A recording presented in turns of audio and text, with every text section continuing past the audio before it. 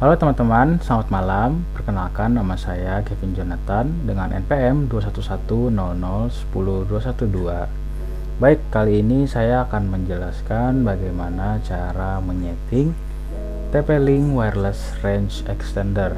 Seperti yang kita ketahui, TP-Link Range Extender itu adalah suatu range extender yang bisa meluaskan sinyal, bisa memperkuat sinyal, bisa meluaskan sinyal, dan lain semacamnya. Oke, baik, sebelumnya tugas ini diserahkan oleh Pak Isanul selaku dosen pembimbing mata kuliah jaringan komputer 2, yang mana beliau sempat menjelaskan tentang bagaimana cara menyeting TP-Link emulator. Baik, tanpa berlama-lama lagi, kita langsung saja buka Google Chrome dulu. Kita buka ke sini. Nah, ini adalah tentang TP-Link. Didirikan pada tahun 1996, TP-Link adalah perusahaan penyedia dunia untuk perangkat jaringan dan aksesoris terpercaya untuk memenuhi seluruh aspek dalam kehidupan sehari-hari. Perusahaan ini secara konsisten meraih peringkat nomor 1 sebagai perusahaan penyedia WLAN dan perangkat broadband CPA dengan perusahaan analisis IDC, memasok distribusi lebih dari 170 negara dan melayani miliaran orang di seluruh dunia. Dengan bukti kestabilan, nilai dan performa, TP-Link memiliki portfolio produk pilihan yang dapat memenuhi kebutuhan jaringan semua orang. Mengikuti perkembangan gaya hidup sekarang, perusahaan ini terus berkembang untuk memenuhi kebutuhan di masa yang akan datang. Oke, baik. Langsung saja kita membuka tab baru dan kita klik TP-Link emulator. Ini sudah saya ketik sebelumnya. Jadi TP-Link emulator ini adalah suatu simulasi untuk kita bahwasanya kita mempunyai suatu produk range extender. Lalu kita masuk ke link TP-Link emulator ini untuk men-setting TP-Link yang kita punya. Baik, di sini sudah ada beberapa type. Di sini ada type semua, ada type rumah, ada type smart home, ada type bisnis, dan tipe penyedia lain. Karena saya ingin yang membuat suatu router range extender untuk rumah, jadi saya memilih range extender yang versi rumah. Lalu di sini ada network expansion range extender. Nah, ini yang kita perlukan. Di sini ada merek pertama yaitu TLWA 850RE. Kita klik yang ini. Kita lalu mengklik yang versi hardware terbaru, tentunya TLWA 850RE ini dengan range extender dan bahasa multi language. Nah, kita masuk ke TP-Link emulator dari range extender. Kita tunggu sebentar. Lalu apabila teman-teman tidak paham bahasa Inggris, bisa teman-teman ubah di sini. Jadi tidak ada bahasa Indonesia ya. Jadi kita tetap di English saja. Lalu kita masuk ke fitur Quick Setup. Jadi Quick Setup ini adalah suatu fitur yang disediakan oleh TP-Link emulator untuk mempermudah kita sebagai user atau admin untuk men-setting TP-Link range extender kita. Jadi di sini teman-teman bisa lihat kita sedang men-scanning dari range extender yang berhertz 2,4 GHz host network. Lalu kita punya di sini ada beberapa link yang bisa kita pakai. Karena di sini ada security yang bisa terbuka, yang sudah terbuka. Jadi kita pakai yang sudah terbuka tentunya ya. Kita klikkan lagi, ini adalah SSID, tampilan untuk yang sekiranya kita bisa mencari range extender dengan nama yang mirip, bisa kita ubah menjadi range extender. Lalu apabila kita ingin menghide atau menyembunyikan SSID dari range extender ini, kita bisa mengklik ini teman-teman, karena ini untuk menghilangkan atau menyembunyikan nama dari yang kita buat untuk range extender ini, sehingga beberapa user tidak akan bisa terkoneksi tentunya ya, karena ini simulasi. Jadi saya centang kembali, jadi saya tidak checklist ini, lalu klik next. Nah, ini adalah tampilan depannya. Ini ada router dengan nama yang sama, TP-Link S903, dan ini ada range extender yang kita buat tadi. Nah, ini namanya range extender. Head SSID kita setting sudah off, passwordnya mungkin tidak ada karena kita belum setting ya, ini karena masih quick setup. Lalu klik save. The extender is rebooting to apply the settings, please wait. Nah, jadi extendernya ini sedang di restart karena kita telah men-setting range extender ini gitu. Oke, baik, kita tunggu sejenak. Mungkin ini agak lama ya, karena ini memang benar-benar harus di restart dan supaya dia menjalankan range extendernya lebih stabil. Oke, kita tunggu.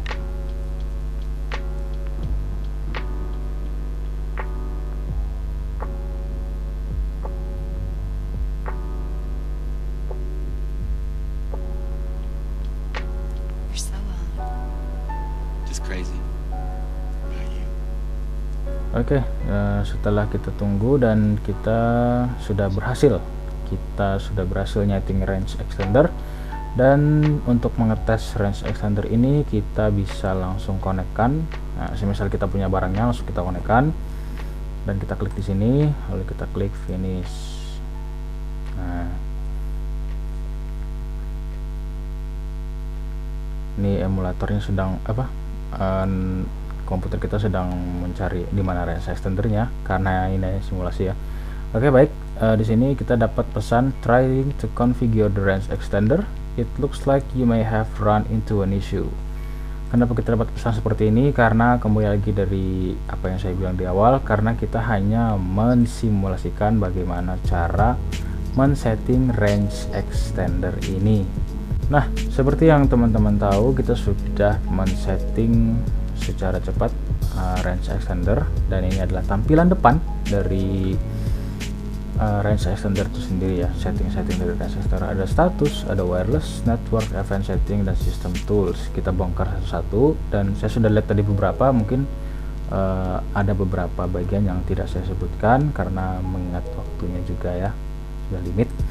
Baik, dari status kita lihat di sini ada internet, ada router, dan di sini ada range extender kita. Lalu di sini ada klien yang akan memakaikan dari si range extender ini.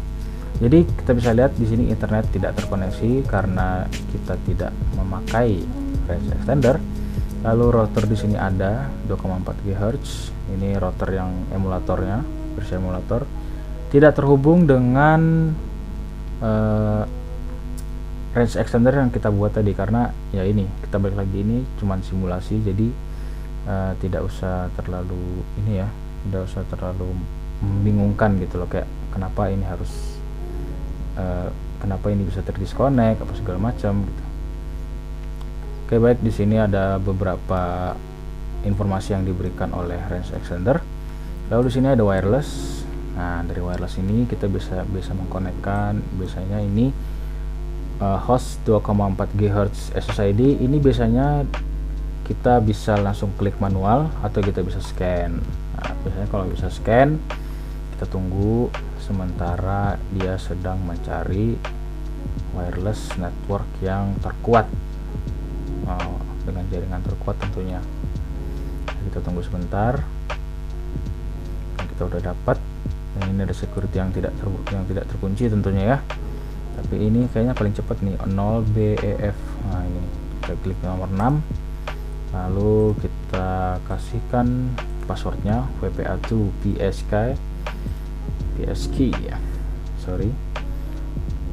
Lalu kita klik di sini passwordnya, misalkan 12345@12345. Karena kalau misalkan kita 1234578 terlalu mudah kayaknya untuk orang bisa membobol. Lalu klik save. Nah, nanti di bagian status akan tertampil. Lalu kita beralih ke extended network. Nah, ini adalah range extender yang kita maksud. Nah, ini adalah range extender kita, cuman karena tadi sempat tidak bisa di-connect, jadi dia kembali ke pengaturan pabrik. Nah, jadi kita langsung atur lagi range extender, kasih nama di sini. Lalu kita hide. Nah, ini gunanya untuk menyembunyikan nama dari extender kita ini ya guys ya. Lalu klik save. Enggak tuh. Lalu kita beralih ke network. Nah, biasanya di sini nih kita bisa mengatur IP address, subnet masknya, dan default gateway-nya. Tapi untuk teman-teman biasanya kalau lebih mudah kita langsung klik yang ini, obtain an IP address automatically. Jadi IP address-nya akan ditentukan dari aplikasi range extender yang kita punya. Lalu kita klik save. Nah, di ICP server settings kita kasihkan auto, karena kalau kita on kan kita akan menyeting ini kembali, lalu ini dan lain sebagainya, primary DNS, domain name server, dan secondary domain name server. Tapi jika teman-teman bisa men-setting ini, dipersilahkan.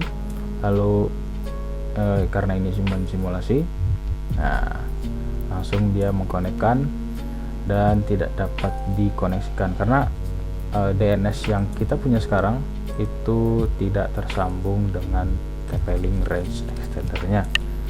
Oke, kita kembali.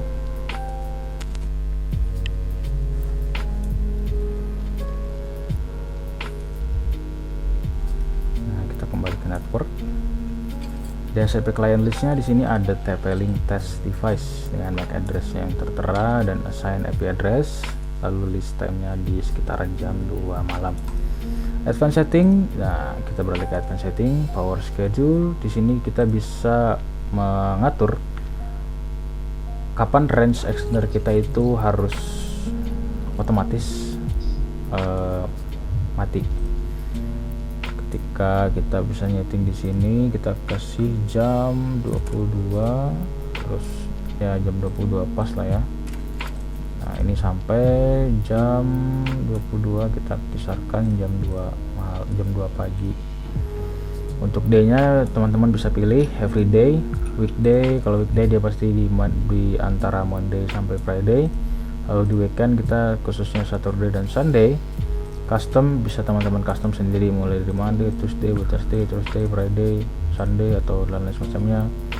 Nah, karena di sini kita ingin lebih hemat range extender, jadi kita kasih everyday, lalu kita klik save.